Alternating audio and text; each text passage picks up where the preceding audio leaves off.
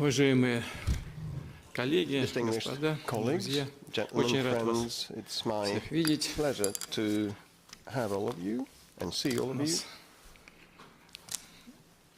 Наша компания расширяется, количество друзей и наших единомышленников в рамках объединения БРИКС возросло.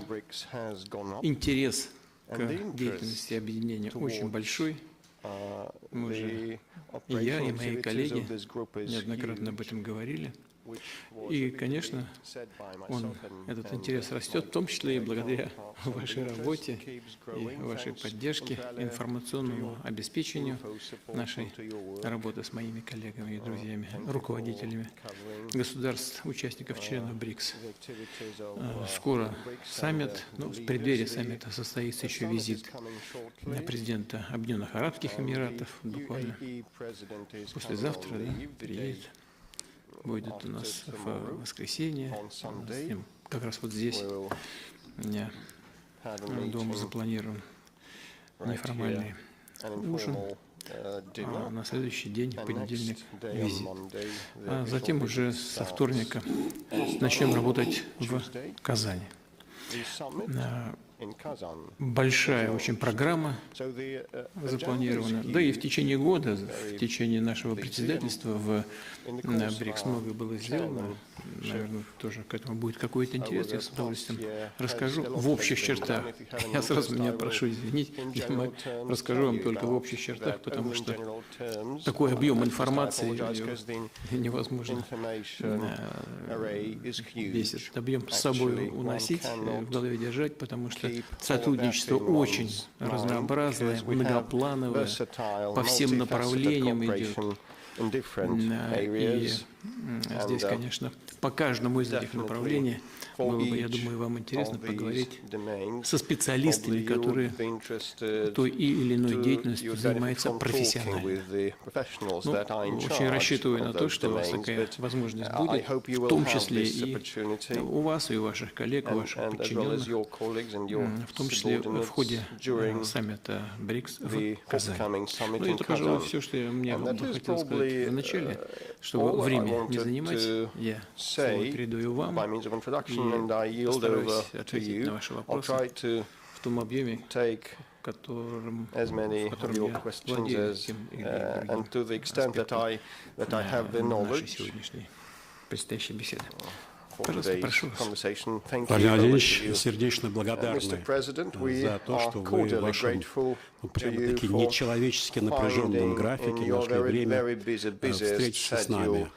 Но об этом напряжении свидетельствует хотя бы то, что за 4 дня в Казани у вас будет не только саммит, не только масштабная пресс-конференция, но и более 2 десятков двусторонних встреч. Это трудно, вот вы правильно совершенно говорите, это трудно разместить в голове, но каким-то образом 17, ну вот, хорошо, примерно 2 десятка двусторонних встреч.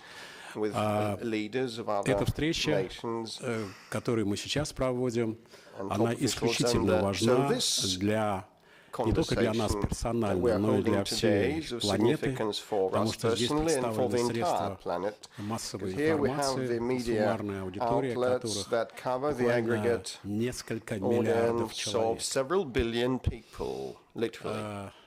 И у нас есть вопросы, ответы на которые мы донесем для наших зрителей, слушателей и читателей. Я хочу задать первый вопрос, такой обобщающий.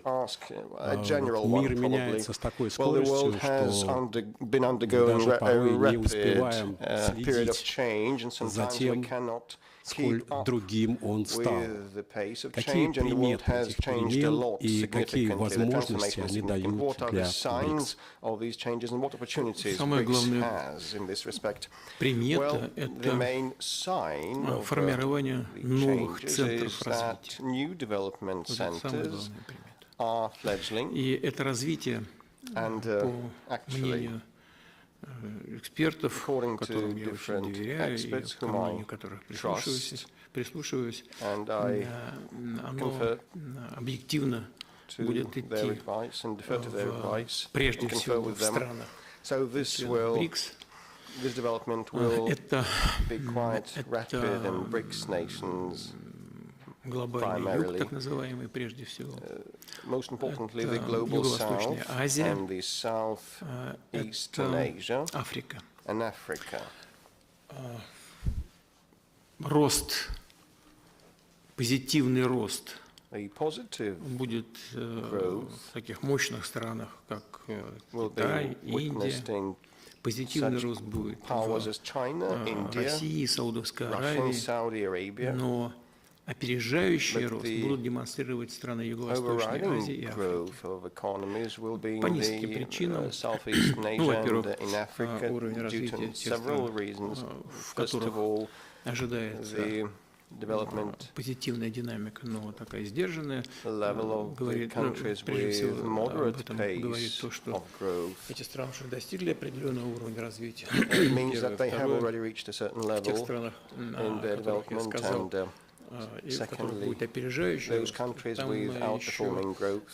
недостаточный уровень урбанизации и высокий темп прироста населения. И вот эти два фактора, без всяких сомнений, будут играть на формирование новых центров экономического роста, а за этим развитие политического влияния.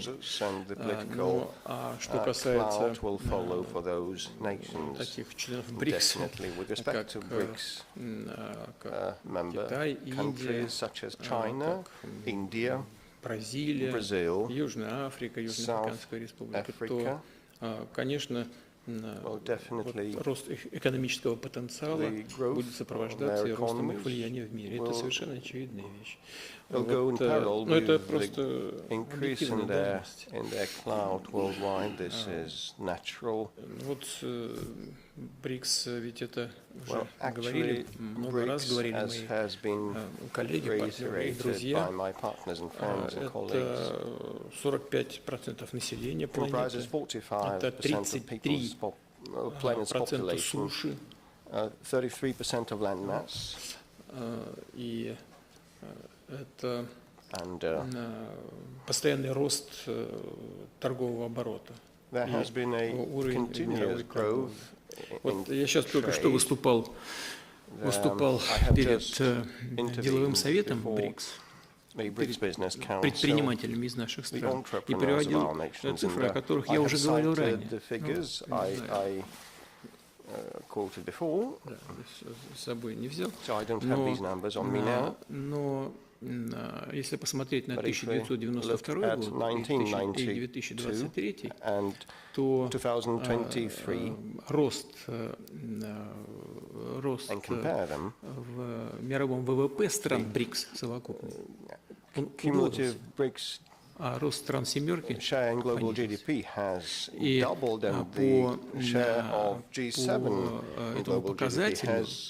по этому показателю страны БРИКС уже опережают страны семерки, и к 2028 году, это совершенно очевидно, медицинский факт, разрыв в пользу стран БРИКС увеличится. Это уже очевидно. По некоторым направлениям без стран БРИКС вообще человечество не может существовать, имея в виду продовольственные рынки, но и в высокотехнологичных сферах, в частности в развитии искусственного интеллекта и его использования, мы все больше и больше не только приобретаем компетенции, а по отдельным направлениям становимся лидерами. Поэтому вот это самое главное изменение. Вот это самое главное, очевидное, зримое изменение, которое происходит в мире. Ну, это естественно, на самом деле. Ничего здесь такого нет. Мир постоянно меняется, и всегда появляются лидеры. Так что к этому нужно спокойно, как данности, и, исходя из этого, выстраивать отношения между собой. Что отличает БРИКС от очень многих других международных организаций? БРИКС не строился никогда против кого бы то ни было. Очень хорошо сказал премьер-министр Индии. Сказал недавно. Он сказал, что БРИКС – это не антизападное объединение, оно просто не западное. Вот это очень важно.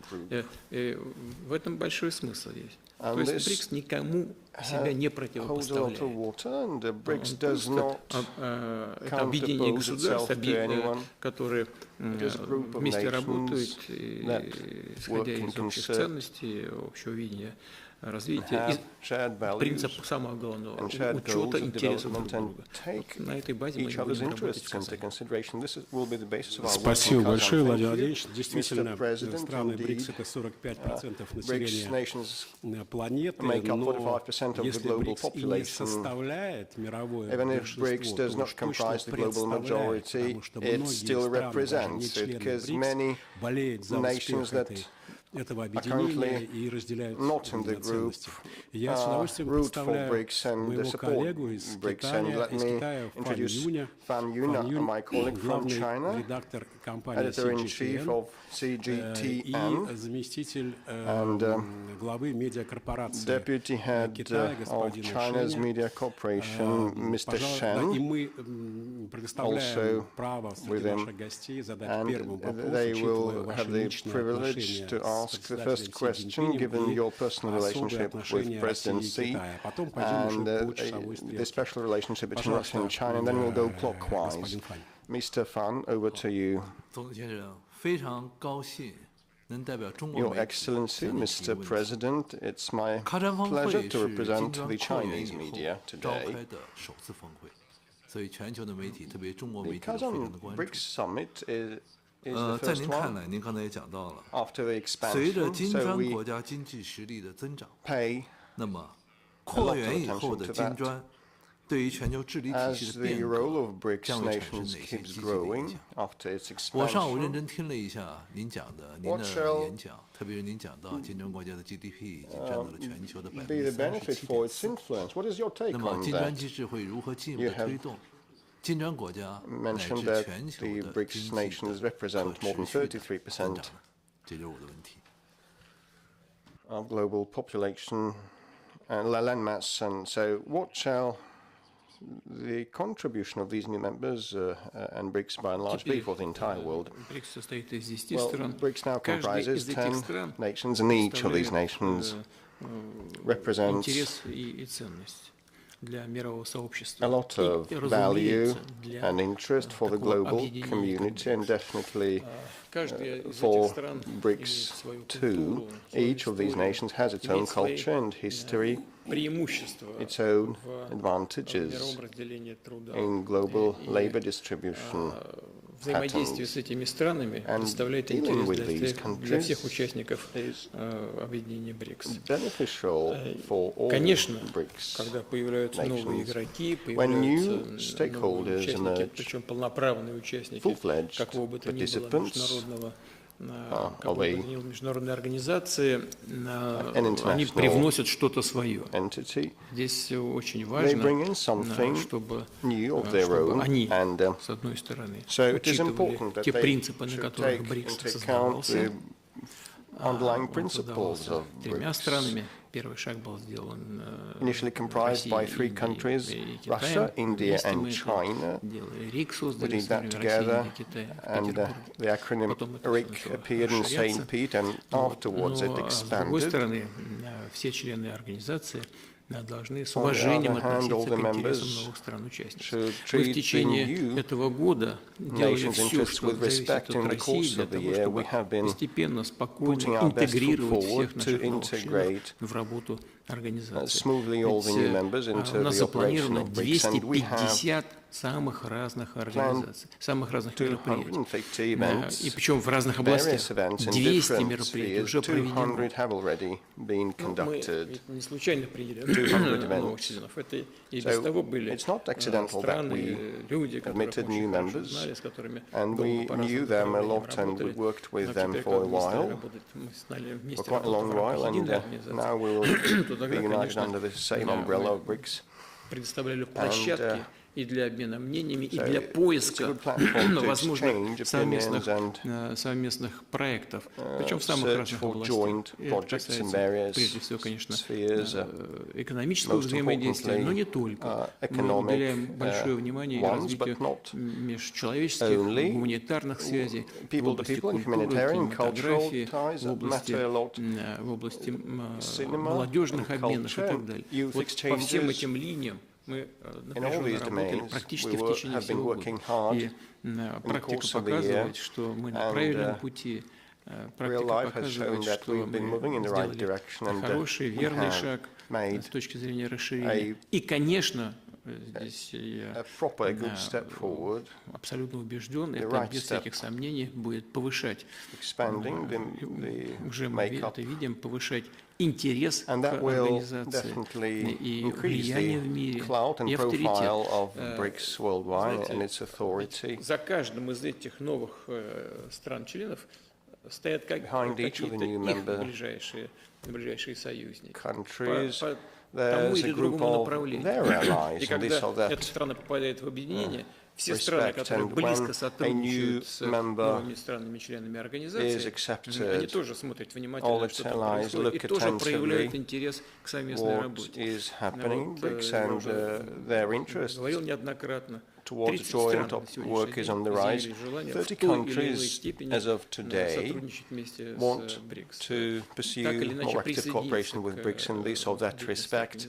Поэтому вот это зримый эффект от присоединения за вот этой волной нарастает следующее. The accession wave, a new wave comes, which will enhance and increase the interest of others, but we should, together with the current members, contemplate and entertain the possibility of expansion. The doors are open. We are not barring anyone, and we will think about that and speak about that in Kazan with friends.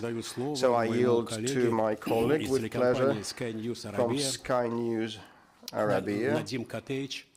Один из самых известных журналистов арабского мира, автор и ведущий еженедельной программы «Сегодня вечером» с Надимом, то есть мы абсолютные коллеги. Так что, пожалуйста, his program is titled "So Over to You, Nadim." سيد الرئيس شكرا لكم على هذه الفرصة. Thank you very much, Mr. President, for this opportunity to have this interview. We represent Sky News Arabia. Before I ask my question, I want to say that your team has done a good job with respect to the arrangements for the meeting, and we're so glad that we can talk to you in earnest and openly and sincerely. Although we don't know the Russian language and we have not censored the questions, no, so it's absolutely sincere. Mr. President, you said on many occasions that the global world order should be reconfigured. It may not be easy. And we know that China and the United States هذه التحالفات بأن تتحول إلى الشريك الأصغر في هذه اللعبة الدولية. هل هذا يخيفكم أو يقلقكم فخامة الرئيس؟ Doesn't Russia feel to be a junior partner to a certain extent in this interaction between the United States and China? У нас с Китаем сложились уникальные отношения. Have established a unique relationship, very confidential, and the trade and economic ties volume has been growing rapidly. According to our statistics, 226 or 228 billion, the Chinese say it's $240 billion of mutual trade, which is self-explanatory and self-evident, and I want to reiterate that the interaction of Russia and China at the international arena is one of the key factors of global strategic stability. This is also evident, and many nations share this view. Our relationships with the PR People's Republic of China это не пустая штампованная фраза. Так и есть на самом деле. On the basis of taking each other's interests into consideration, we listened to one another like 5 to 6 to 7 years ago. Мы на уровне правительства, на уровне высшего политического руководства. Я со своим другом, председателем Си Цзиньпинем много раз говорил о том, что нам нужно облагораживать баланс. Нам нужно подумать о том, что мы можем сделать для того, чтобы и российская продукция промышленности в большем объеме попадала на китайский рынок. For the Chinese market and for agriculture too. The Chinese side had relevant questions too on energy, on some other areas, on outer space cooperation. And we rectify every aspect. We hear each other. And if you consider the trade balance structure, you will receive an answer. We are not just talking, we are doing. И у нас нет ни старших, ни младших. There are no seniors or juniors. Мы просто работаем в интересах друг друга. To promote each other's benefits, and we are successful. Значит, теперь, что касается взаимоотношений между Китаем и relations between the United States and China, we are not так же, как мы interfering. лезем в отношения, Likely, we do not interfere in relations, and we have colleagues here. Между Эфиопией, скажем, и they will realize immediately we do not interfere in relations between Egypt and Ethiopia. We must be aware of this.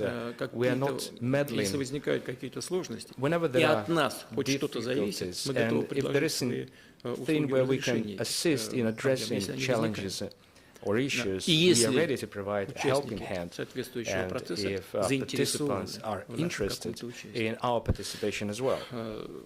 Самая крупная экономика мира сегодня по The паритету world's biggest economy in terms of purchasing power parity, not based on individual income, is China. I mean, statistics tell us.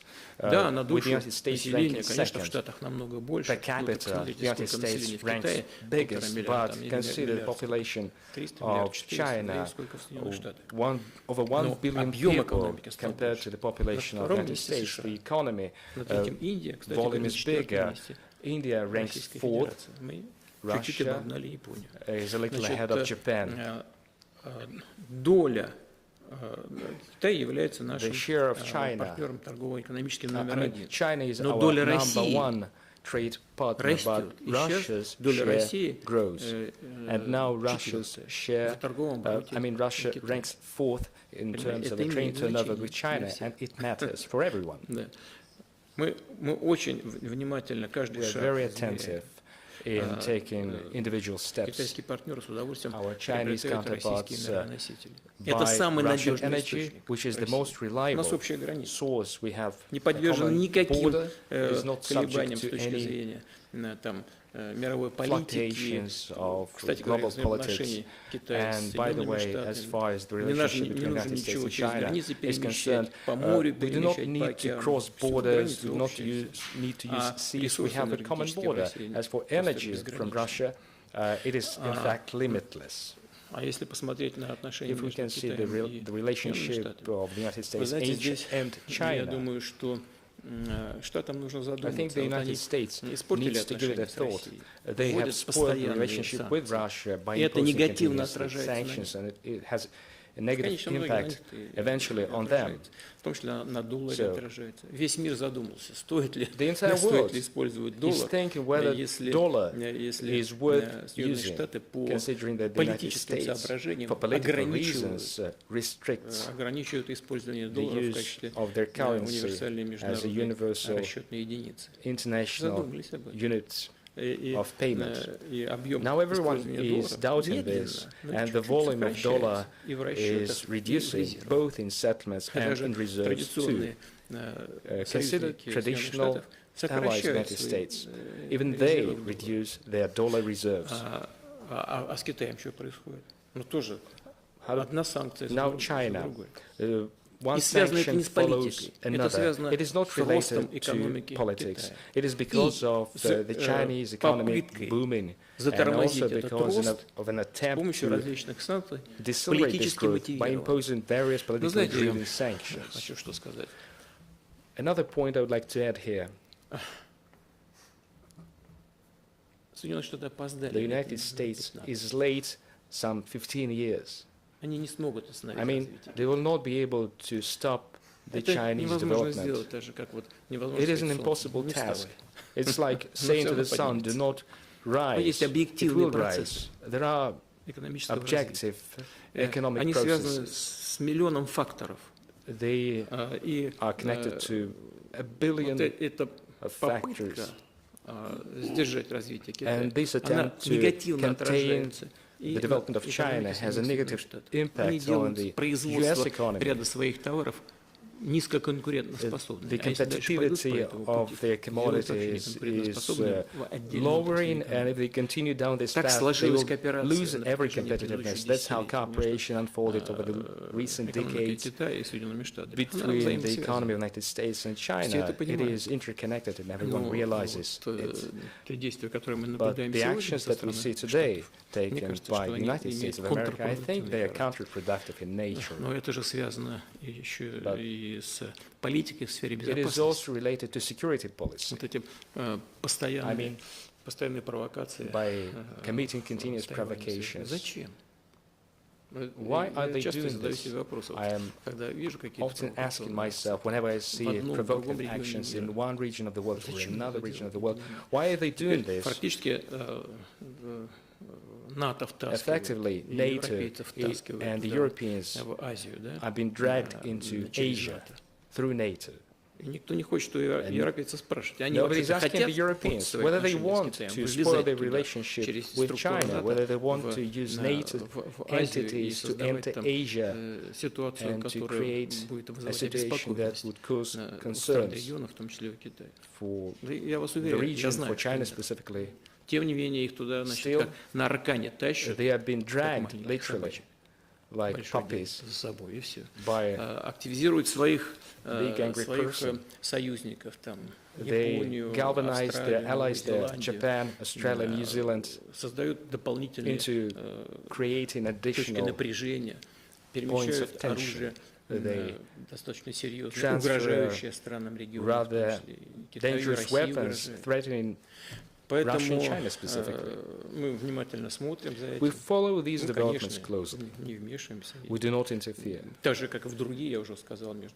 As we do not interfere in the relationship between Egypt and Ethiopia, for one, but the baseline of our assumption is that China is our strategic partner and ally. Спасибо. Но сила BRICS в том, что нет старших и младших, и никто не вмешивается в отношения других стран. Это очень важное качество, важная интонация внутри этого объединения. Владимир Владимирович, хочу представить вам всемирно известного колумниста по международной политике, международной арабской политике, который представляет газету Arab News, Файзал Аббас. Faisal, you have the floor, please. Thank you, Mr. Speaker. فخامة الرئيس، أولا نشكر لكم إتاحة هذه الفرصة للتحاور معكم حول هذه القضايا التي هي في غاية الأهمية على الصعيد الدولي. سؤالي فخامتكم، وكما تعلمون المملكة العربية السعودية مدعوة للانضمام إلى تحالف بريكس، وسيحضر سمو وزير الخارجية الأمير فيصل بن فرحان.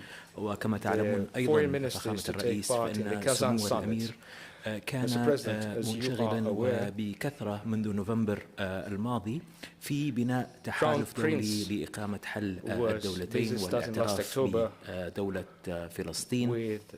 ونحن نعلم طبعا أن موقف موسكو كان منذ البداية مؤيدا لحل الدولتين.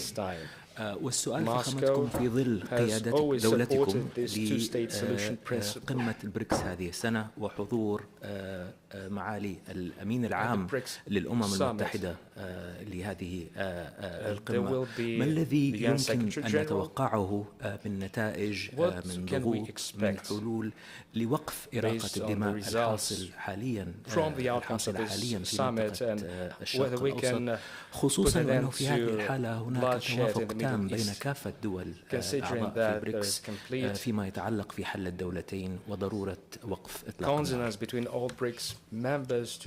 Саудовская Аравия представляет Файзер. Вы сейчас, когда говорили прекращение огня, то имели в виду прежде всего сектор Газа. You meant the Gaza Strip, is my understanding correct? Yes, sir. Да.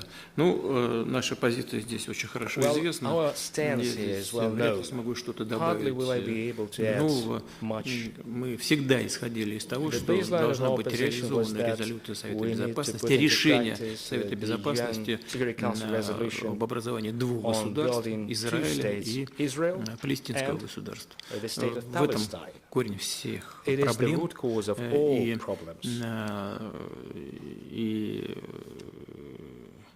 И уверен, что мы должны будем об этом поговорить на саммите БРИКС.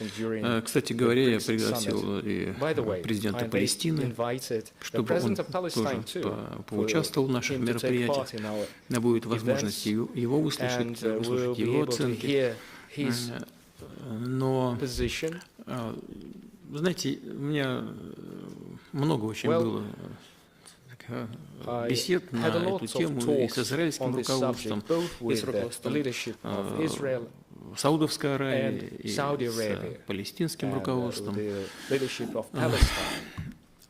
Невозможно, на мой взгляд, я говорил нашим партнерам в Израиле, невозможно, мне кажется, решить палестинскую проблему, исключительно опираясь на вопросы, связанные с экономикой.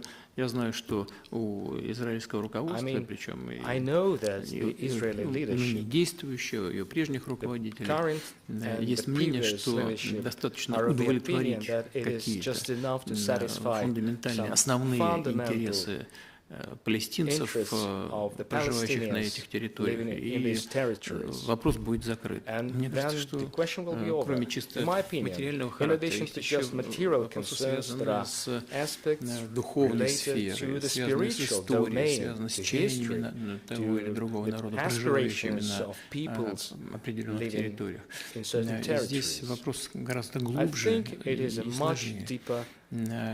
Вот в этой сфере нужно работать. Первое. Второе, нужно, конечно, работать в рамках такого широкого консенсуса. Я сейчас не хочу, знаете, здесь во всем те же самые Соединенные Штаты обвинять, но зря они разрушили четверку. Нет, ну правда, но не хочется их все время тыкать там и говорить, что они во всех бедах виноваты. Наверное, это не так.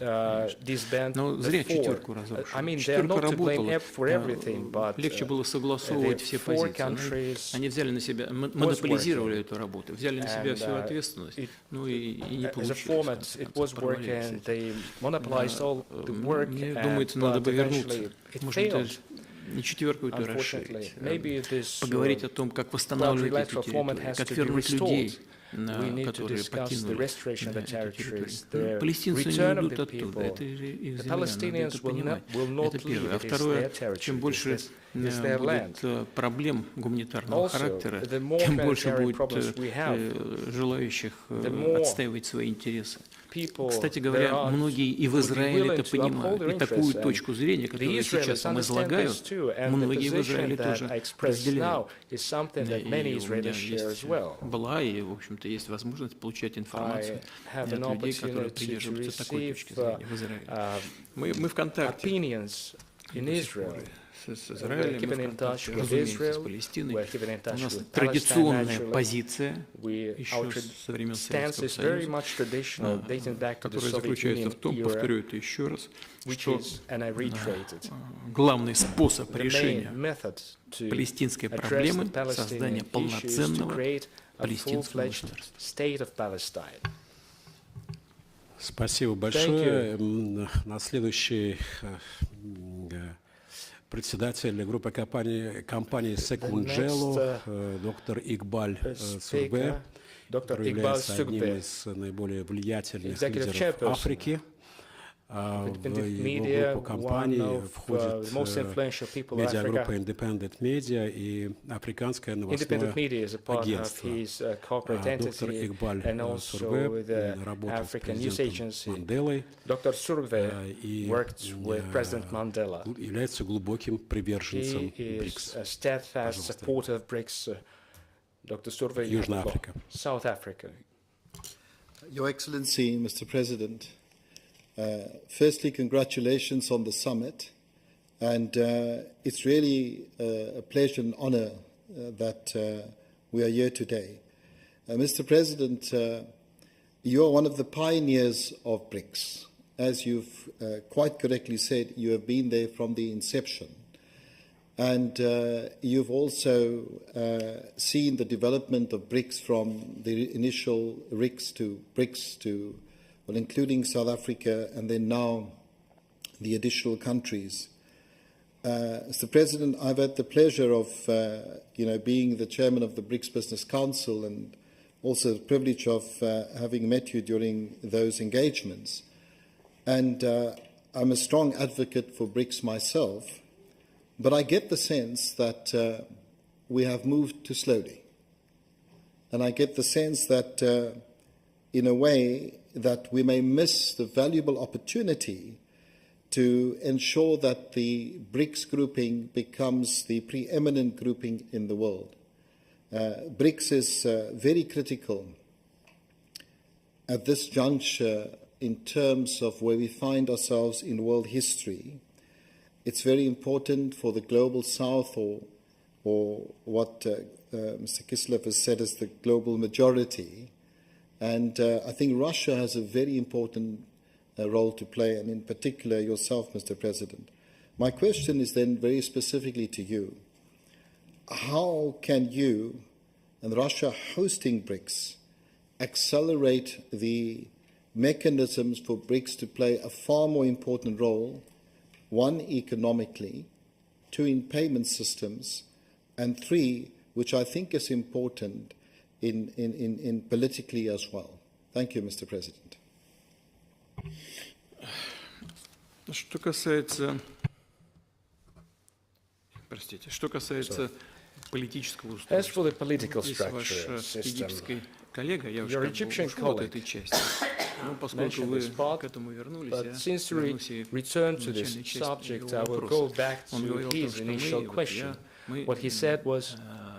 мы заявляем и стремимся к переустройству. And we seek to rebuild the world order. It isn't our aspiration, in fact. Это происходит It happens naturally. Мы просто говорим о том, что это неизбежный say процесс, that the и мы process должны is соответствующим inevitable. образом на это Hence, we реагировать. need to respond correspondingly. Вот эти новые центры силы, которые New centers возникают, of они же power that возникают emerge. не потому, что They do emerge not because западные страны Western довели до countries украинского кризиса и все привело caused к the тому Ukrainian состоянию, в котором это crisis, находится. and everything is where we are. Ну, я просто еще раз напомню. В 2014 By way of году reminder, in западные страны во главе 2014, США the Western countries, led by the United организовали, States, или не organized организовали, если то поддержали госпереворот. С этого начался весь кризис. А потом начали на протяжении многих лет НАТО толкали. Вот с чего кризис начался. И войну начали в 2014 году. Потому что те люди, которые не согласились с госпереворотом, против них начали проводить вооруженные акции с применением вооруженных сил. Вот война и началась в 2014 году. Но изменения в мире начали происходить раньше и начали происходить в огромном большом масштабе. Это и есть вот это и есть то, что мы называем созданием многополярного мира. Мы просто исходим из того, что это происходит, и мы способствуем, причем стараемся способствовать таким образом, чтобы это не приводило к разрушению, а наоборот, чтобы все спокойно выстраивалось. In order to ensure more and more constructivity. Вы говорите, что нужно действовать более активно. You say we need to be more active. How? На наш взгляд, здесь суета неуместна. I think making too much fuss is inappropriate. We're taking individual steps, one after another. As regards the finance, we did not drop dollars in the universal currency. It wasn't us. We were banned and barred from it, and now 95% of all the external trade of Russia is denominated in national currencies. They did it themselves with their own hands. They thought we would collapse. No, we haven't. Now we have new underpinnings. Now trade with China.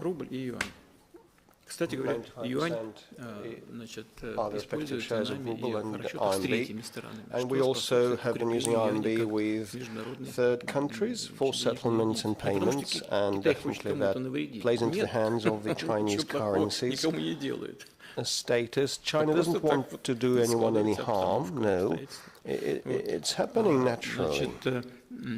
Вот это первое. This is number one. So settlements in national currencies, and we have established a bank headed by Madam Dilma Rousseff.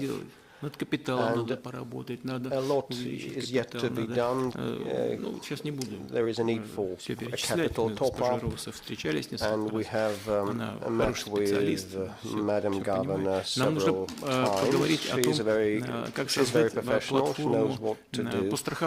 So we should also establish an insurance arrangement, and the reserve arrangement чтобы это были не декларации, а реально работающие инструменты. These should be operable instruments and tools, not lip service. And now we want to come up with, I will just say about that in general terms now, we want to come up with a discussion of the use of digital currencies in investment developments by BRICS member states inside the group, and also in the interests of other developing and emerging economies with good prospects. And we are to come up with a toolkit that will be under the supervision of the respective BRICS institutions. It may be another very good step in the development of the global south with our direct, active engagement. Мы сейчас поговорим об этом. Ну, не сейчас, а скорее мы поговорим. Мы уже ведем консультации. Summit, we are already in consultations with the Chinese and the Indian friends, with the Brazilians also. We have had a round of consultations. With South Africa, we'll talk about that definitely. With everybody, we have been moving in this direction. Но мне кажется, что этого недостаточно. Ведь для того, чтобы эффективно работать в сфере экономики, нужно обязательно сближать людей. У нас же все наши традиционные, так называемые традиционные ценности и китайской культуры, и христианской культуры, и исламской культуры, они же, по сути, если прочитать, перевести с одного языка на другой, это одно и то же. Они все очень близки. Или, как говорят дипломаты, полностью совпадают. Нужно, чтобы люди это осознали, поняли. Нет врагов. Есть только друзья и единомышленники. И поэтому мы развиваем соответствующую программу в области музейного дела, в области театрального дела. Вот сейчас, в этом году, по инициативе России, в области даже танцевального народного искусства создали единую платформу. В области кинематографии, в области театра, выставочной деятельности. Это все создает колоссальную, прочную, должно создавать и создаст прочную, хорошую базу для сближения людей. Вот мы с коллегами постоянно проводим соответствующие тематические года. Год культуры, год молодежных обменов, год театра и так далее, и так далее. Это тоже сближает. Создает многочисленные контакты, возможности повышает, доверие повышает друг другу, что самое главное. Доверие повышает. А это необходимая база для сотрудничества в сфере экономики и обеспечения безопасности. Поэтому спешить So, we will not be in haste, but we will make headway steadily, as quickly as appropriate, and we are not to lose the momentum. Спасибо, но фактически речь идет о создании общего культурного рынка стран БРИКС, который будет способствовать и сотрудничеству в сфере безопасности и экономики. Следующий индийский гость, Владимир Владимирович, это влиятельное информационное агентство PTI, и Судхакар Найер работает в PTI 45 лет, прошел путь от корреспондента до исполнительного редактора, работал в Германии и в премьерском пуле. Пожалуйста, Судхакар. He worked for the at the Prime Minister's pool and in Germany. Over to you. Thank you, Mr. President. This is my 6th visit to Moscow as part of the coverage of leaders of India and Russia over a period of time. So my question relates to a point where you made a passing reference on the question of BRICS countries cooperating together in producing films. As you know, India has a very vibrant film industry. People of 30 years back, 40 years back, still remember some of the Indian films and songs. Will Russia give an opportunity to film producers from the BRICS countries to open their place and give some incentives for film shooting?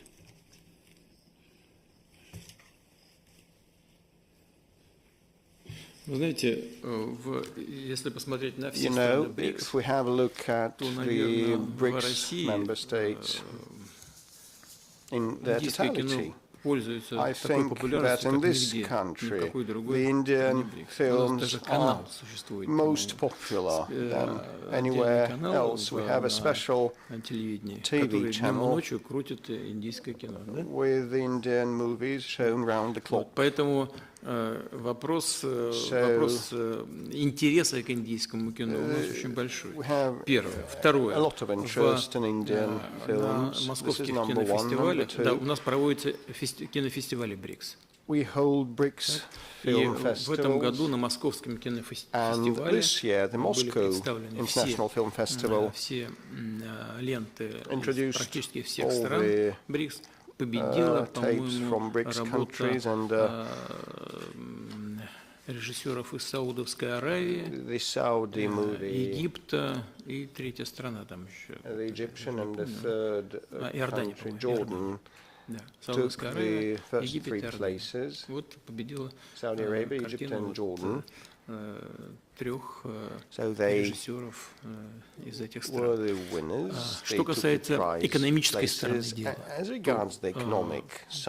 продукты кинематографии — это та же, как и любые другие продукты, это часть рынка, который должен быть соответствующим образом отрегулирован. В Индии очень много решений принято по защите своего собственного рынка, и это касается не только кинематографии, это касается автомобильного рынка, и других направлений деятельности. Но мы уверены, если такая заинтересованность у индийских наших друзей есть, то мы без всяких сомнений найдем общий язык для продвижения продукции кинематографистов Индии на российском рынке.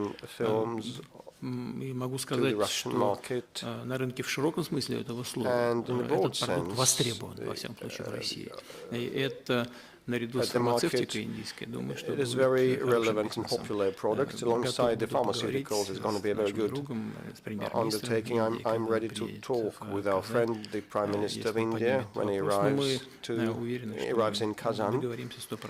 I'm sure we will come to terms 100%.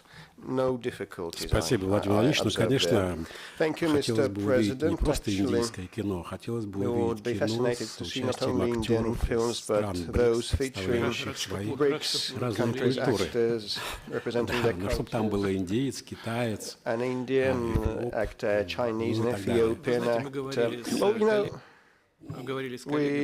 discussed it with the colleagues from BRICS nations that we should organize a festival of theatrical art, and we established the Cinema Academy, and jointly we will pursue the strategy in future,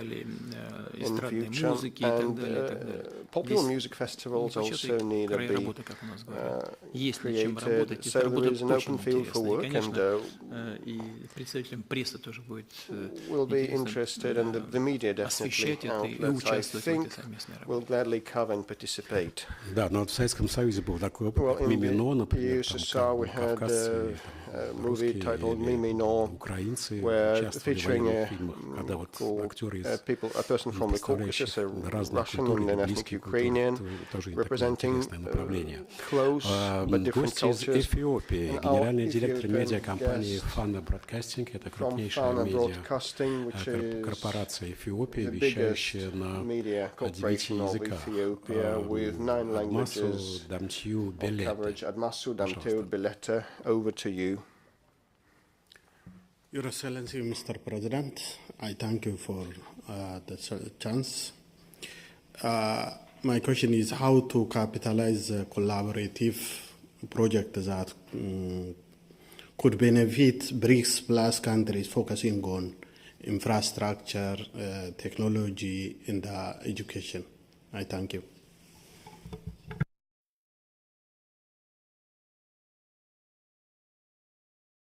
В какой области? Which domains you mentioned? Could you say it again? How to capitalize a collaborative project that could benefit BRICS Plus countries, focusing on infrastructure, technology, and education. Что касается области образования, давайте начнем. У нас традиционные, очень хорошие и позитивные связи, и опыт очень хороший в подготовке кадров для Африки. На протяжении десятилетий со времен Советского Союза тысячи людей из Африки у нас проходили образование. Многие из них и сегодня занимают очень важные позиции в своих странах, получив образование в России. Что нас очень радует, потому что вот на последнем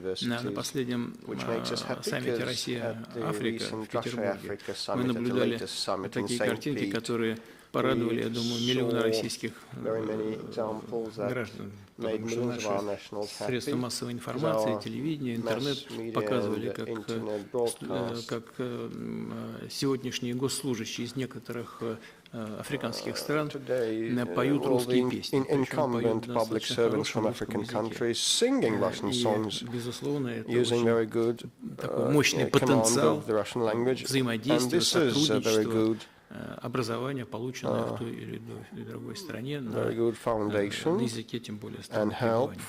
Мы эту практику продолжаем. Я сейчас боюсь просто ошибиться в цифрах, но практически не со всеми, если странами Африки, то со многими, что это касается в том числе и Эфиопии. Вот второй вопрос, не менее, или вторая часть вашего вопроса, в качестве первой, она не менее важна. Это инфраструктура. Вот у нас очень много проектов в этой сфере, в развитии инфраструктуры. И вот наиболее известные, значимые, такие, носящие глобальный характер, это известно уже многим заинтересованным коллегам, известный проект «Север-Юг», это Балтийского моря и до Персидского залива, железнодорожная магистраль, с многими нашими партнерами, которые проявляют интерес, в том числе и готовы участвовать в финансировании этого проекта. Это второй очень крупный маршрут, это Северо-морской путь, это по Северному Ледовитому океану. И здесь мы очень много делаем. Это глобальный маршрут. И многие страны, члены БРИКС, проявляют к нему большой интерес.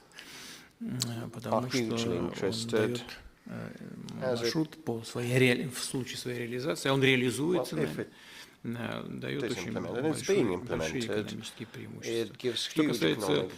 Что касается да, и здесь мы очень много делаем. Это практическая работа. Мы строим ледокольный флот, которого в мире нет. Такого, скажем, атомного ледокольного флота в мире просто не существует, кроме России. У нас, по-моему, 7 атомных ледоколов, 34 дизельных ледокола, причем очень высокого класса, они мощные, современные. Строится еще ледокол «Лидер», так мы его называем, который вообще будет колоть лед любой толщины, и будет работать круглогодично. Ну, собственно говоря, и так уже. Проводка судов там, по-моему, до 9 месяцев уже доходит. Поэтому это очень интересный большой проект. Что касается Эфиопии, у нас традиционные глубокие отношения, духовные, гуманитарные связи очень хорошие. И многие наши компании проявляют интерес к работе на эфиопском рынке. Это энергетические, это машиностроительные компании. И мне бы очень хотелось, чтобы все планы, о которых мы с премьер-министром говорим, были реализованы. Мы со своей стороны будем все Будем колоть лед любой толщины. Это, понимаете, для Эфиопии, может быть, это на данный момент времени не так интересно.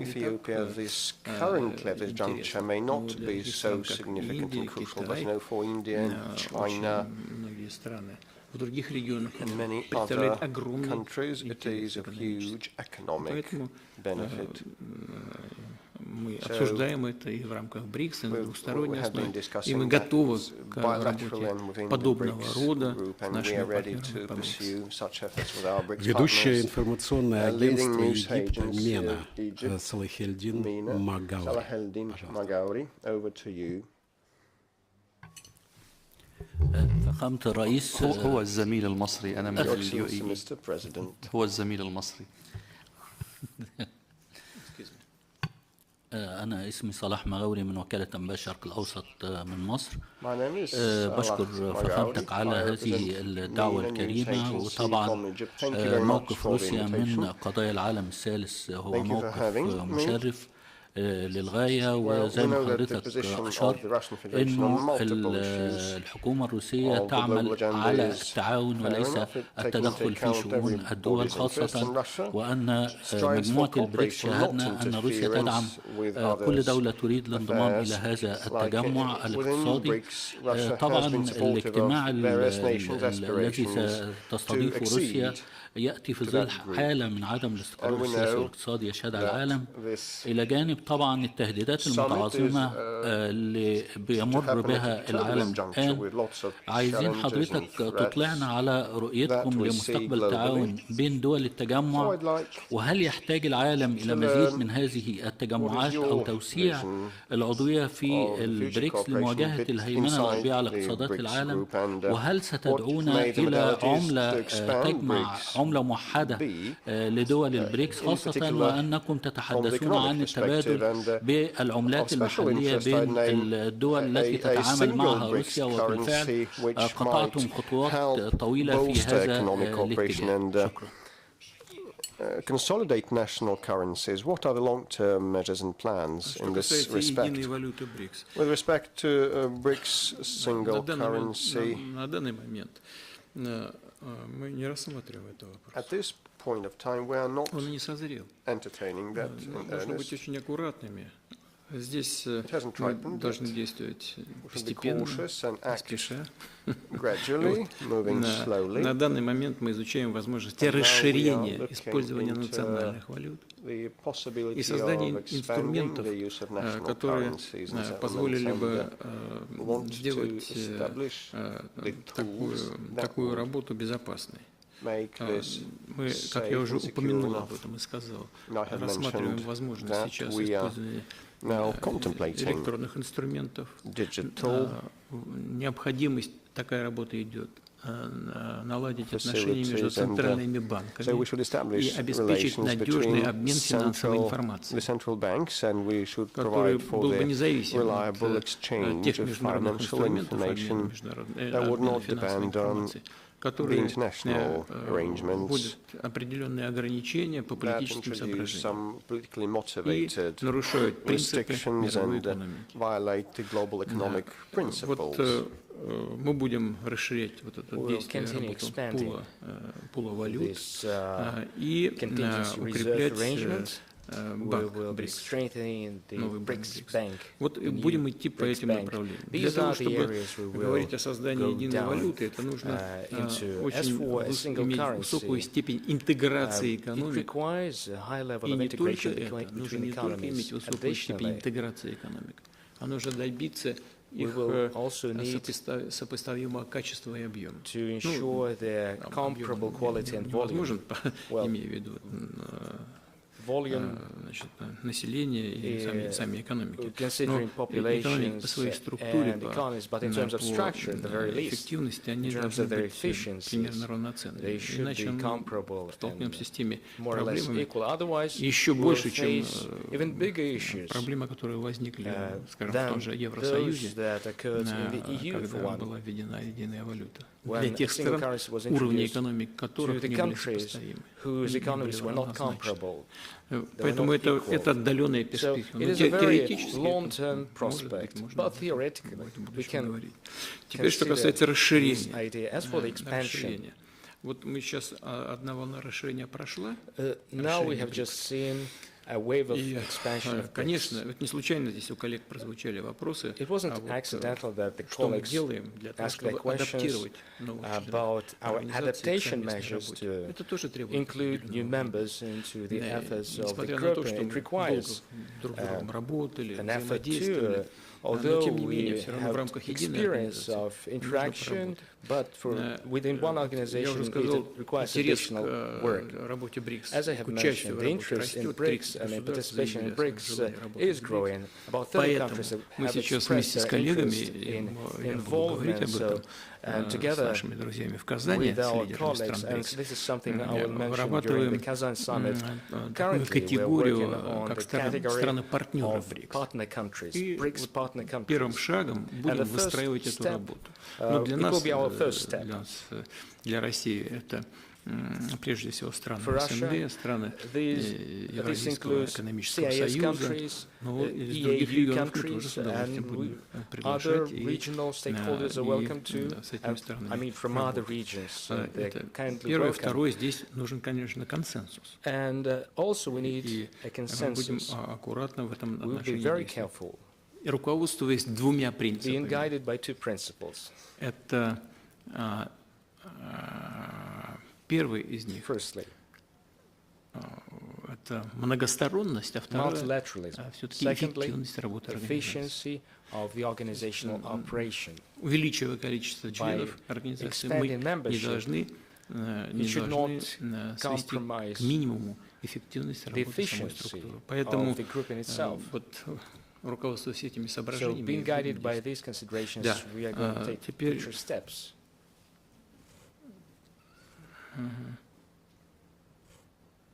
первый вопрос, извините, какой? What was your first question? Will you be so kind to repeat? Вот это два. Это все или что-то еще? Was this just these two, or was there an additional expansion, one currency? Ну да, перспективы. The prospects. Ну, одно уточнение, Владимир Ильич. Just one clarification.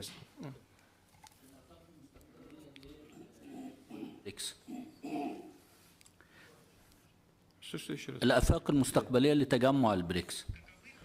ما هي رؤيتكم للآفاق المستقبلية لتجمع البريكس؟ And the future of the BRICS grouping, in your opinion? Just like I said, новые центры развития, новые центры силы, и поэтому и все они практически представлены в этом смысле, конечно, за БРИКСом большое будущее. has a lot of большим уважением относимся к другим региональным объединениям, стараемся с ними сотрудничать.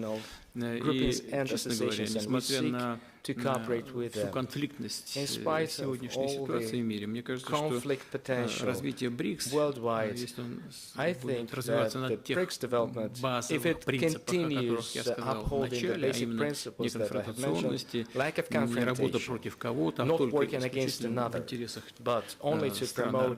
стран этой организации, то он благотворно, эта работа благотворно скажется и на ситуации в мире в целом. Мы же не строим какого-то блока, понимаете, направленного против чьих-то интересов.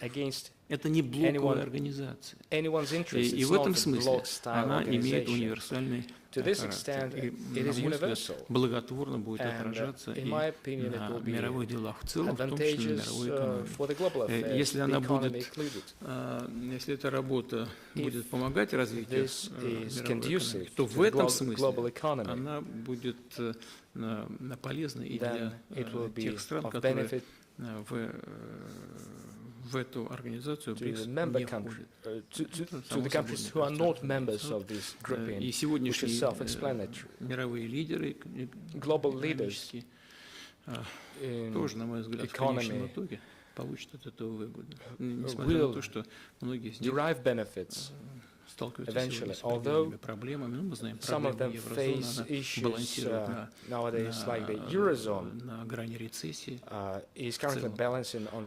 И если хорошие отношения, экономика этих стран будут устойчивой, стабильной, это пойдет As for the United States, в этом году будет, судя по всему, приличный рост, свыше 3%. Они скакнули после пандемии, прилично 5,7%. 5.7% was after the pandemic. Потом припали до 2,5%. Но в этом году будет чуть побольше, it was 2.5%. This year, 3.2% is expected. But there still have a lot of issues to tackle. Over $700 billion, $718 billion is the trade deficit. Budget deficit, $1.8 billion. Триллион. Oh, trillion, sorry. $1.8 trillion. И долг государства. And public debt, 34,8 триллиона. $0.8 trillion. То есть проблем у таких крупных ведущих экономик очень много. These major economies face major issues too. But normal relations with BRICS countries, we are open to pursue them. In my opinion, they will be beneficial and very much enable to the global economy in general. Одно уточнение. Вы сказали, что страны БРИКС работают над надежным обменом финансовой информации. Это что, шаг к единой платежной системе? Does it mean a step towards a single payment system? Это обмен финансовой информацией между about the exchange of financial information, financial messaging system involving central banks. Создание аналога SWIFT. Это SWIFT аналог SWIFT. Yes. Аналог SWIFT. It is identical to SWIFT. Это то, что обеспечивает международный расчет. Спасибо.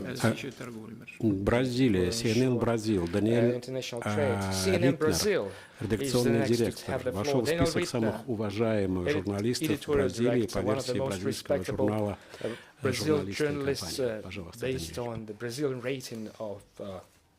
media companies. President Putin, thank you very much for such an opportunity. Firstly, I have to say that I have bad remembrances somehow of Kazan because I came in 2018 for the World Cup for leisure, and I was so optimistic and confident with Neymar and the national team. We got eliminated, as you know, and I spent the whole night crying. So I'm speaking of Kazan because you are preparing so carefully the summit of the BRICS. And we in Brazil are also preparing very carefully another summit, which is the G20 in November. Brazil's government invited you to come to the G20, to the Leader Summit. However, the country's judicial power is completely independent, and many legal experts say it would be necessary to comply with the arrest warrant issued by International Court of Justice against yourself. In that regard, let me ask you three simple questions. Are you planning to go to the G20 in Rio in November? Secondly, in face of that, do you think that this situation that I described somehow shows the weakness of the BRICS before old organizations like the ICC? And thirdly, with all due respect, do you fear to get arrested in Brazil? Значит, первое, что хочу сказать, что Международный уголовный суд не имеет универсального значения. Это одна из международных организаций, юрисдикцию которой Россия не признает. Так же, как и многие другие страны мира. По-моему, США тоже не признают. Китай не признает. Вот, поэтому то, что такая организация существует, по сути, да, вот если такая организация независимая существует, может быть, это неплохо, но нужно, чтобы она приняла такой универсальный характер. Это первое. Второе. Решения подобного рода очень легко обходятся. Ну, просто совсем легко. Достаточно подписать межправсоглашение, и все, и юрисдикция Международного уголовного суда будет ограничена. Если у нас с Бразилией очень добрые, хорошие отношения, надежные, стабильные на протяжении очень многих лет, десятилетий. Поэтому, по большому счету, можно подписать межправсоглашение, и никто не будет поставлен в сложное положение.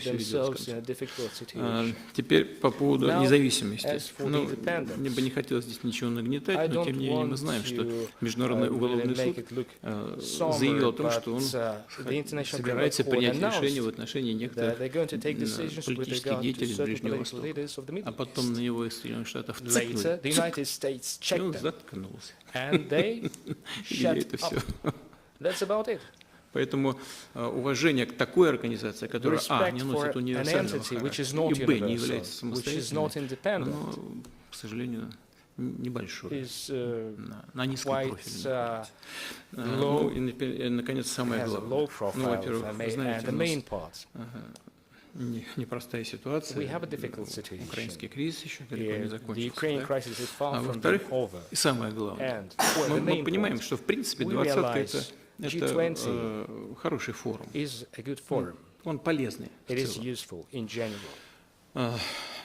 Если его, конечно, не политизировать, если дальше не будут политизировать, там попытки предпринимаются разного рода. Но он создавался, и не так давно создавался, как чисто экономическая платформа. Вот так вот, если это будет развиваться именно в таком ключе, это будет полезно. Вот. Но вот мы же понимаем, что происходит вокруг России. Я понимаю. У меня с президентом будут прекрасные дружеские отношения. Ну что же, я специально туда приеду, чтобы, значит, нарушить нормальную работу этого форума. Мы же прекрасно понимаем, и я понимаю, что это ничего, кроме там, даже если исключить этот МУС, разговор будет об этом. Фактически сорвем работу 20. Мы же взрослые люди. Поэтому мы найдем, кто в России на высоком уровне достойно представить интересы нашей страны. Спасибо. К двадцатке относимся бережно. Владимир Владимирович, Mr. President, we are careful about everyone, except for our enemies. Mr. President, we have mentioned the Ukrainian crisis. Just yesterday, while speaking at the European Union Summit in Brussels, the expired President Zelensky said the only alternative to the Ukrainian accession to NATO would be to и скоординировано в издании «Бильд» вышло интервью с неким анонимным украинским технарем, который сказал, что Украине нужно лишь несколько недель для того, чтобы создать свое ядерное оружие и потом ударить по российским войскам. Что это вообще все означает? Это очередная провокация на создать ядерное оружие в современном мире несложно. Я не знаю, способна ли сейчас сделать это Украина, это не так просто. Для Украины сегодняшнего дня. Но в целом это здесь больших сложностей нет. Все понятно же, как это делать. Это опасная провокация, потому что она будет, безусловно, любой шаг в этом направлении будет встречать соответствующую реакцию. Это второе. И третье, и самое главное. Оно заключается в том, что политическое руководство сегодняшней Украины неоднократно уже об этом говорил, еще до того, как кризис перешел в горячую фазу. Они уже тогда, до этого, заявляли о том, что, заявляли так относительно мягко, но тем не менее говорили о том, что Украина должна была бы иметь ядерное оружие. И такая угроза будет соответствующую реакцию вызывать в Российской Федерации. Могу сразу сказать, Россия этого не допустит ни при каких обстоятельствах. А не получится так, что Украине могут подбросить это ядерное оружие, скажем, англичане, а потом скажут, вот они сами сделали, хотели, сделали. They wanted to have it, now they have it. There cannot be a conditional mood here. Let's not make guesswork, pointing fingers at the UK or any other country. It takes an effort to conceal this. I mean, there is radiation exposure and relevant maneuvers are required. You cannot conceal this, like you cannot conceal a needle in a haystack. We can trace any movement in this direction. Да, пожалуйста, Саудовская Аравия. Saudi Arabia, please. شكرا فخامة الرئيس. انطلاقا من روح إحلال السلام وحلول الدولتين اسمح لي أن أصوب خطأ صغير للمترجم الزميل نديم من لبنان والزميل صلاح من مصر وهذا حل دولتين على الطاولة. أود أن أتابع على مسألة أوكرانيا إذا سمحتم لي فخامتكم. شكرتم في تصريح سابق موقف المملكة العربية السعودية ومساعدتها في صفقة تبادل الأسرى أوكرانيا. وكما يعلم الجميع هناك صداقة وثقة بين الرياض وموسكو وصداقة وثقة أيضا بين الرياض وكييف. وكان صاحب السمو ولي العهد قال في مقابلة مع فوكس نيوز العام الماضي أن المملكة تعمل ما في وسعها لتقديم خطوات تساعد في حل المشكلة. فخامتكم تقييمكم للجهود السعودية.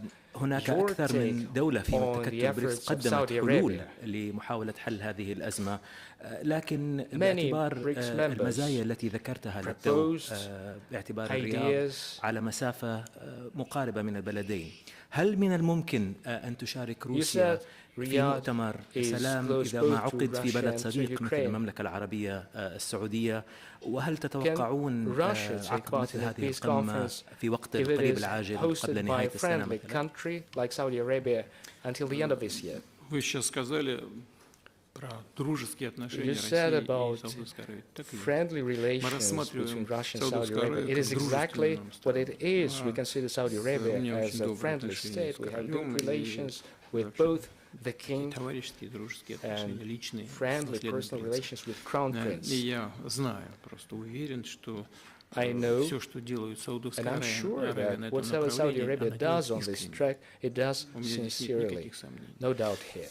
И поэтому, если такие мероприятия будут организованы в Саудовской Аравии, конечно, само место для нас вполне является комфортным. Но вопрос не в этом. Вопрос, что обсуждать. Как вы знаете, мы в Турции, в Стамбуле долго вели переговоры, и результатом этих переговоров стал документ, который был парафирован главой украинской делегации. Он поставил там свою подпись. Вот. Он в наличии имеется. Это проект договора. И выжимка из него, повторю еще раз, парафирована главой переговорной делегации. Но если Украина поставила там свою подпись, значит, там все устраивало. Ukraine put their signature there, then they were satisfied. Можно было говорить о каких-то деталях, дорабатывать, но выбрасывать его в помойку, этот документ, мне кажется, совершенно некорректно. Так что можно любой документ выбросить. Поэтому мы готовы вести диалог, миром разрешении конфликта, но только на базе того документа, который был подготовлен на обстоятельных переговорах в течение нескольких месяцев и парафирован украинской стороной.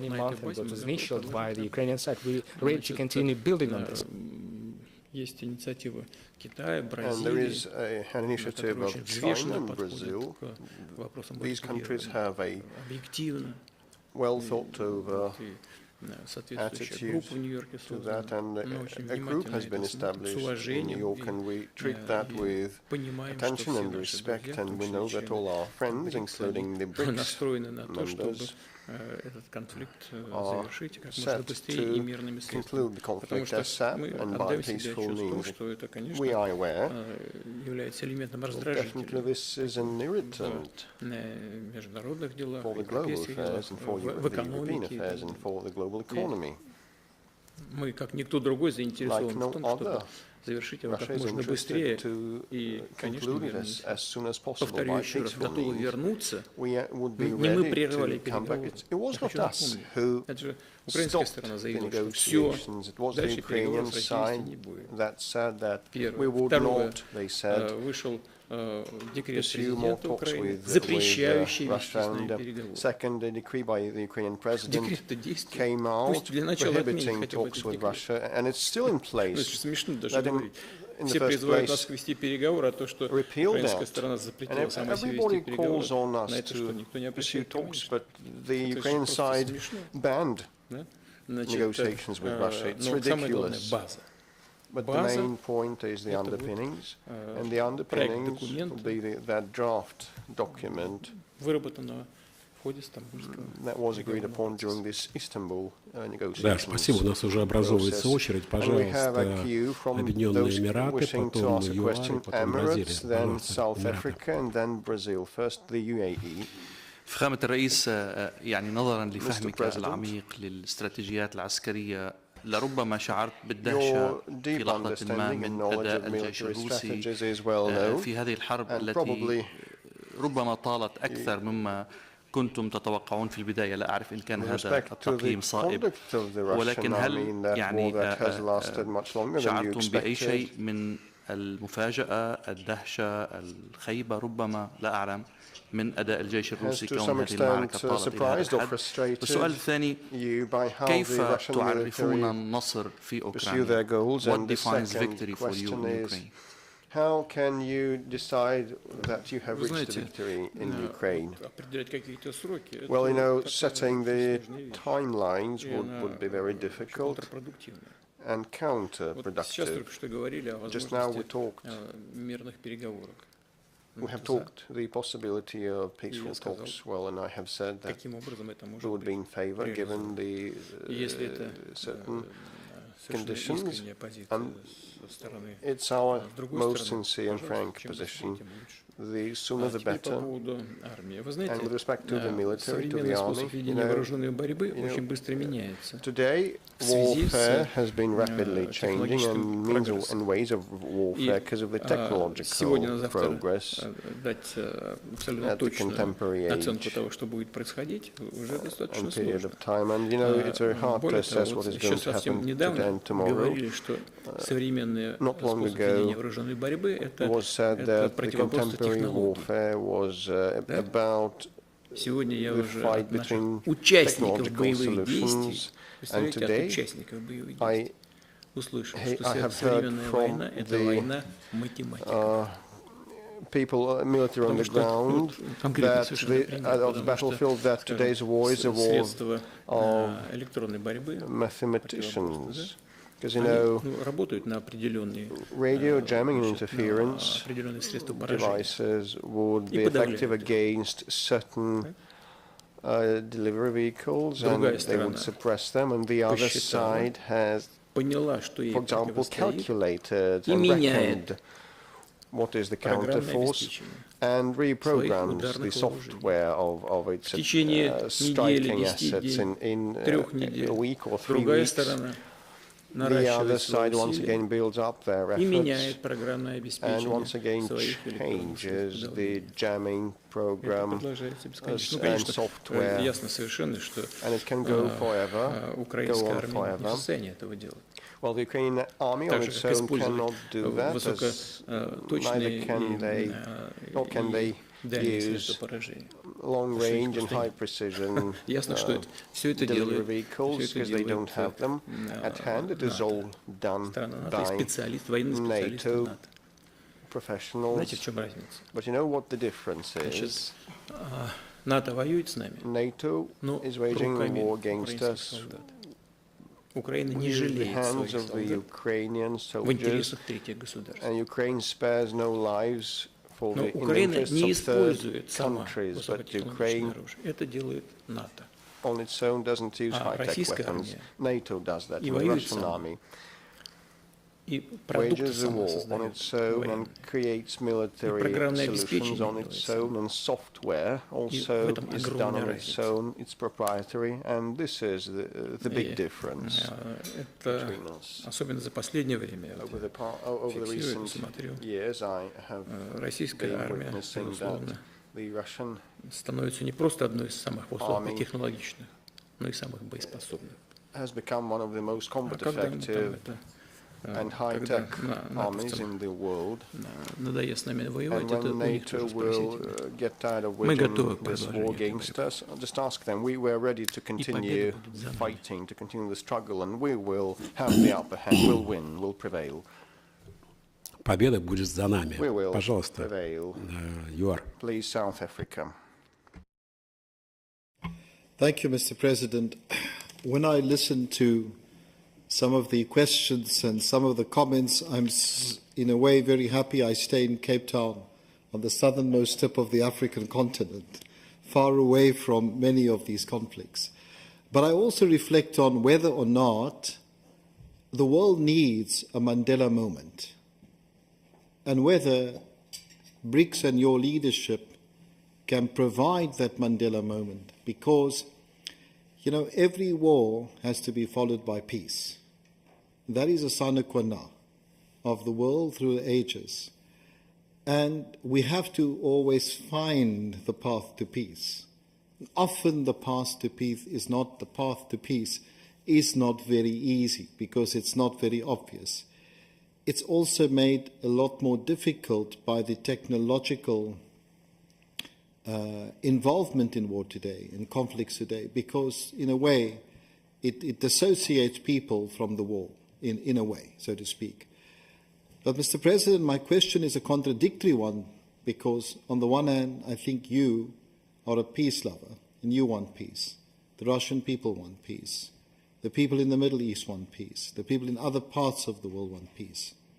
But just before we came into this meeting today, the Turkish foreign minister was meeting with a number of his counterparts, I think principally in the Middle East. And he made quite a serious statement. Turkish foreign minister said that there is an extremely high probability of a war between Israel and Iran. You may have or may not have seen that statement by the Turkish foreign minister. Of course, that would be devastating for the region and devastating for the world. My question is, what are your thoughts on this, Mr. President? Can you intervene, and what will you do as Russia?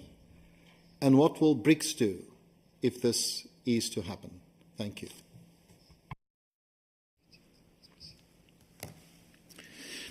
Да, это сложная ситуация, опасная. This is a very dangerous and difficult situation you talked about. Я сейчас только что говорил коллеге по поводу того, что происходит на with respect to what has been happening on the Ukrainian track, and I have said that NATO wages a war with us, with the hands of the Ukrainian soldiers who use NATO military equipment, and we do both things on our own, and the difference is huge. NATO would not spare Ukraine, would fight till last Ukrainian standing. They cater to the American interests. But we should be thinking, and we are thinking about our own military, our own servicemen, and our own equipment. And when we spare a thought for our people, we think about how to provide peace, and by peaceful means inter alia. This is the difference. So this makes the difference, which is colossal. We do not issue decrees or acts that would ban negotiations. We are ready. With respect to the Iran and Israel, well, it's very acute also. If it ends up in a war, both soldiers will participate. We are in touch with Israel and Iran. We have confidential relations with both of these. And we would really want this infinite, как может оказаться, обмен ударами, он в какой-то момент был остановлен. И чтобы были найдены такие способы развязки ситуации, которые удовлетворили бы как одну, так и другую сторону. Но это всегда ответ на этот вопрос всегда лежит на пути поиска компромиссов. Возможно они в данной ситуации или нет? Я думаю, что да. Как бы сложно это ни было, это, на мой взгляд, просто это очень тонкая сфера, забегать вперед и что-то о чем-то публично сейчас говорить, мне кажется, контрпродуктивно, потому что может только нанести вред. Но поиск решений подобного рода, он очень востребован. И мы, конечно, если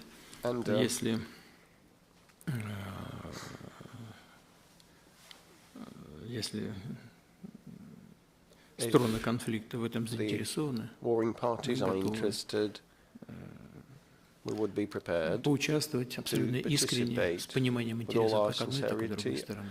Но что касается Ирана, то мы с союзнические отношения, и мы очень тонко чувствуем, что происходит в этой стране, тонко чувствуем, что происходит в различных сферах. Но потом послушайте, как комментировать то, что происходило в Иране, вот эти удары со стороны Израиля. А с другой стороны, Мы всегда это говорим, и я хочу это подчеркнуть, мы против любых террористических проявлений, в том числе и против Израиля, и против граждан Израиля. Об этом тоже не Но, тем не менее, на вопрос, возможно ли компромисс, мне кажется, что возможно. И если мы в контакте с одной и с другой стороной, готовы все, что от нас зависит, для того, чтобы помочь в поиске этих компромиссов. Пожалуйста, Бразилия.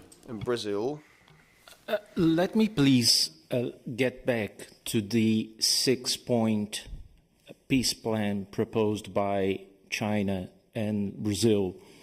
Would you consider to sit at the table and start negotiations on the terms proposed by China and Brazil?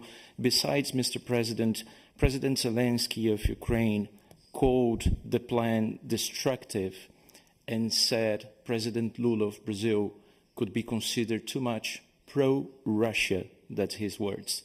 Would you consider Mr. Lula da Silva in a lie? Do you think he can play a role in negotiations between Russia and Ukraine? Вы знаете, то, что предложил Китай и Бразилия, соответствующую группу в ООН, план соответствующий предложил, мы об этом ничего не знали. Поэтому, то есть ни Бразилия, ни Китай, а это очень близкие к нам страны, в поиске решения мирного урегулирования, они с нами не консультировались, они действовали так, как считают нужным. Ну, это хорошо, это плохо, другой вопрос. Но это просто говорит о том, что и Бразилия, и Китай действуют самостоятельно, никому не подыгрывают, в том числе и России не подыгрывают. Это я говорю совершенно ответственно, публично, вот это можно распространить в каких угодно средствах массовой информации. И наш министр иностранных дел мне докладывал прямо из Нью-Йорка, что происходит, и без всяких предварительных консультаций с Бразилией и с Китаем. Значит, и я считаю, что в целом это взвешенные предложения, взвешенные, направленные на поиск мирного решения.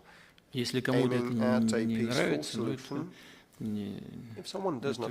это их позиция. Я уже говорил, украинская сторона вообще не считает возможным вести какие-то переговоры. Она просто формулирует какие-то свои требования, и все, это же не переговоры. Они вели с нами переговоры, но прекратили после того, как были достигнуты договоренности в Стамбуле. Вот и все. А теперь не хотят. Его совсем недавно же глава этого киевского режима, когда был в Нью-Йорке, опять публично заявил, он же публично сказал, не будем вести никаких переговоров. Что же мне добавить к этому? Нравится там кому-то в Киеве или не нравится предложение Бразилии и Китая. Мы познакомились с предложениями Китая и Бразилии только после того, как они появились публично. Я могу вам сказать, что повторить еще раз. Мне кажется, что это хорошая база для того, чтобы предпринять попытки к поиску. Да, пожалуйста, Индия. Mr. President, my question is a kind of mix of some of the earlier questions. It relates to the Ukraine conflict. Some time back, you had suggested that, that India, China, and Brazil could be potential mediators to bring an end to the conflict. Our Prime Minister, Narendra Modi, freely communicates with you, also with the Ukrainian president, also with the US. Do you feel that a potential mediation could exist in the near future?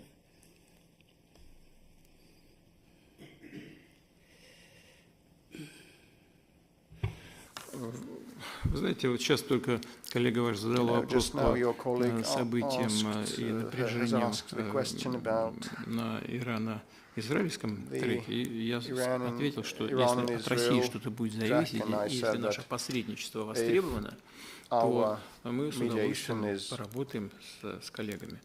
То же самое касается наших друзей, которым мы полностью доверяем. Я имею в виду в данном случае премьер-министра господина Моди. Я знаю, в каждом разговоре с ним по телефону он поднимает вопрос, какие-то соображения свои высказывает. Только благодарность за это. Ну, мы уже, так сказать, начинаем закругляться. Пожалуйста, Эмираты, Надим.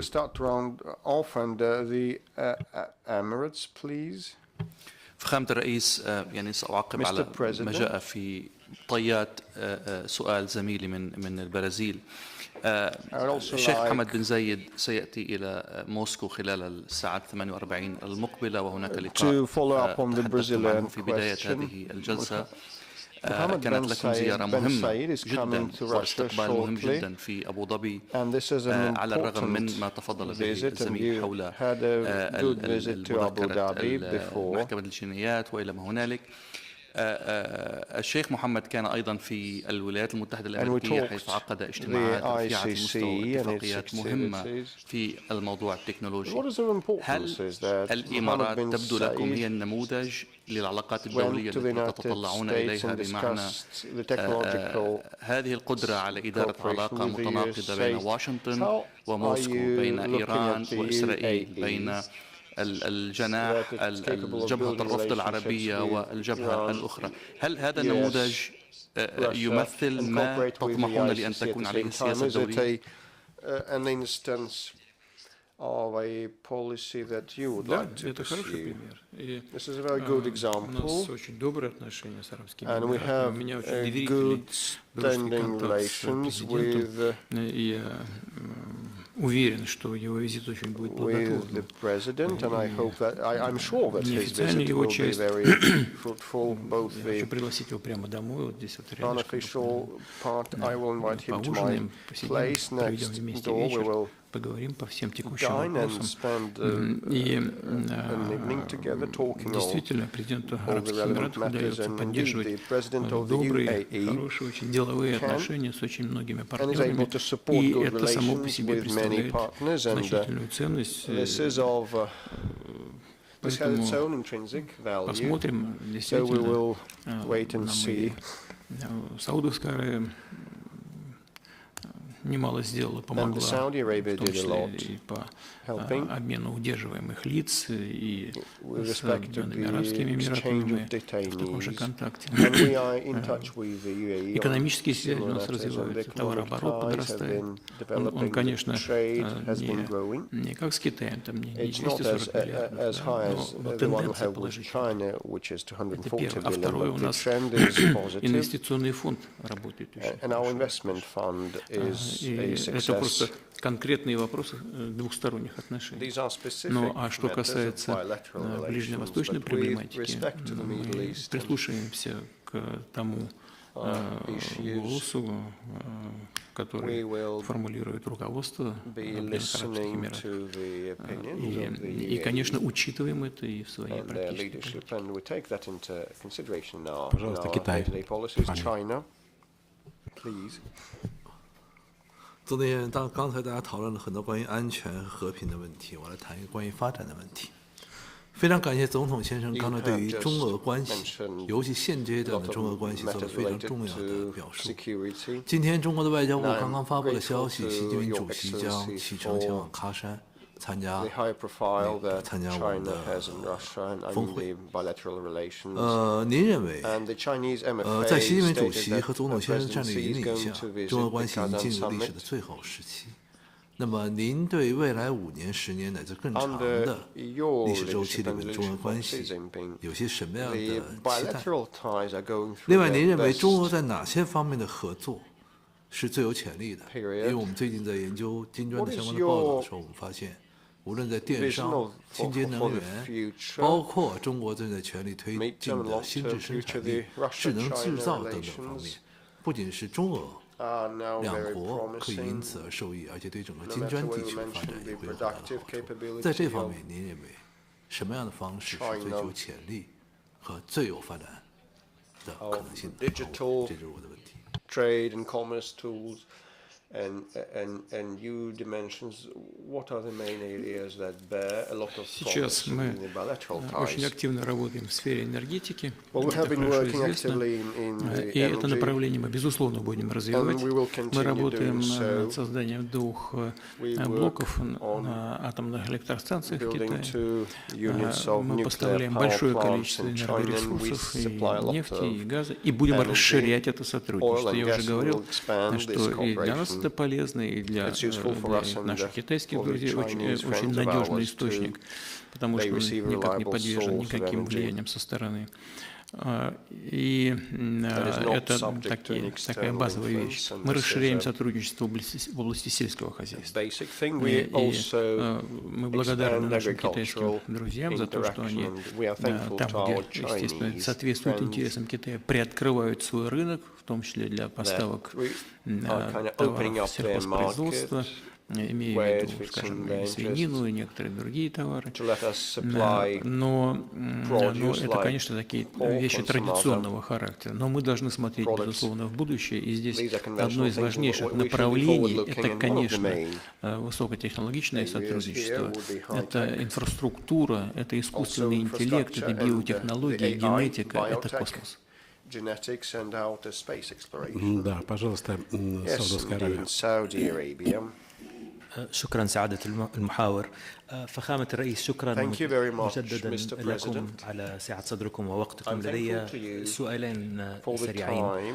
الأول متعلق بالمواطن الروسي الإماراتي الفرنسي بافل مؤسس تطبيق تليجرام. لو تطلعنا فخامتكم على آخر التطورات في قضيته وما الذي تستطيع روسيا فعله لأجل مواطنها. السؤال الثاني ربما أكثر تعقيدا. فخامتكم صدر موقف غريب عن رئيس البرلمان الإيراني قال فيه أنه مستعد للتفاوض مع فرنسا بخصوص وقف إطلاق النار وتطبيق قرار 1701 في لبنان. طبعا أنا لا أعرف لماذا يعني بلد ثالث يفاوض نيابة عن لبنان، ولكن باعتبار التي تجمع دول بريكس وتجمع روسيا بإيران وإسرائيل، قراءتكم لنهاية الوضع أو الإند جيم في لبنان، وهل أنتم قلقون من احتلال إسرائيلي جديد؟ And is there a threat that this conflict will erupt into Отношения между Израилем и Ираном должны строить прежде всего две страны. Израиль to be patched up and built by Iran and Israel. Двухсторонние отношения весьма уважаемых государств на Ближнем Востоке, играющих существенную роль. По поводу высказывания руководителя парламента Ирана, я думаю, что вряд ли мне нужно комментировать высказывания руководителей представительных органов власти других стран. У нас, повторяю, очень добрые, союзнические, очень доверительные отношения с Ираном. Ситуация напряженная, сейчас все замерли в ожидании возможных ударов со стороны Израиля. Я очень надеюсь на то, что удастся избежать раскручивания этого конфликта. И повторю еще раз, мы готовы сделать все, что от нас зависит, насколько это возможно, если наша роль здесь будет восприниматься позитивно. И для того, чтобы и сектор газа дело в конечном итоге закончилось миром и прекращением этих ударов ужасных по гражданским целям. И чтобы на юге Ливана ситуация нормализовалась, чтобы прекратились взаимные удары с одной и с другой стороны, и чтобы на эту территорию тоже вернулась мирная жизнь. Мне кажется, что никто сейчас не заинтересован в раскручивании спирали. Ни по соображениям безопасности, ни по соображениям экономики. Поэтому мне кажется, что шанс найти решение I think that there are real chances to find a way out. Whether it is these chances are successful or not depends primarily on the direct participants, Egypt and then Russia, and then we will فخامة الرئيس يعني بكرر شكر لحضرتك لهذه الدعوة الكريمة لكن يعني أود أن نتحدث عن العلاقات المصرية الروسية التي شهدت تطورا ملموسا ونموا كبيرا في عهدكم والرئيس عبد الفتاح السيسي. هناك تعاون وتنسيق كبير معكم ومع روسيا، وهناك الكثير من المشروعات التنموية التي أقيمت خلال الفترة الأخيرة. نريد أن توضحوا حضرتك نظرتكم لمستقبل هذه العلاقات مع مصر وما هي رؤيتكم لتطوير هذه العلاقات. And what is the picture of the future of the relations? Traditionally, we have very good, warm relations with Egypt for decades. Over the past years, thanks to President al-Sisi, it has our relationship has become very good, and we are now building a power plant, and все эти планы будут реализованы. Нам нужно поактивнее двигаться по поводу промышленной зоны, о которой мы уже давно говорим, и предпринимаем там пока достаточно скромные шаги. Сегодня в своем приветствии деловому сообществу БРИКС президент Египта об этом тоже сказал, о промышленных зонах during the BRICS Business Summit Суэцкого канала. И у нас тоже есть конкретные планы, связанные с машиностроением. Прежде всего, это очень интересные долгосрочные проекты, которые будут характеризоваться не только солидными инвестициями, но и развитием кооперации. Промышленная кооперация, на мой взгляд, чрезвычайно важна. Мы продолжим нашу совместную работу в гуманитарной сфере, в том числе и по подготовке кадров. Ну и, наконец, мы продолжим сотрудничество в сфере безопасности. Надеюсь, возобновим работу и в области военно-технического сотрудничества. И, на мой взгляд, очень важным является наше взаимодействие и согласование позиций на международной арене, а в том числе это касается вопросов обеспечения безопасности в регионе. Владимир Владимирович, вот интонация на Западе изменилась по отношению к Украине. Если раньше говорили о обязательной победе Украины, о решении всего на поле боя, то сейчас активно обсуждается размен территорий на вступление остатков Украины в НАТО. Как вам такая идея? Я не понимаю, когда вы говорите о размене территории, потому что те территории, за которые сражаются наши ребята на поле боя, это наши территории. Это Луганская Народная Республика, Донецкая Народная Республика, Запорожская область. Это первое. Второе, нам без всяких сомнений, кроме этого, нужно решить вопрос с обеспечением долгосрочных интересов России в сфере безопасности. Если мы говорим о каких-то мирных процессах, то это не должны быть процессы, связанные с перемирием на неделю, на 2 или на год, для того, чтобы страны НАТО перевооружились и запаслись новым боезапасом. Нам нужны условия долгосрочного, устойчивого и прочного мира, обеспечивающие равную безопасность для всех участников этого непростого процесса. И вот именно к этому мы и должны стремиться.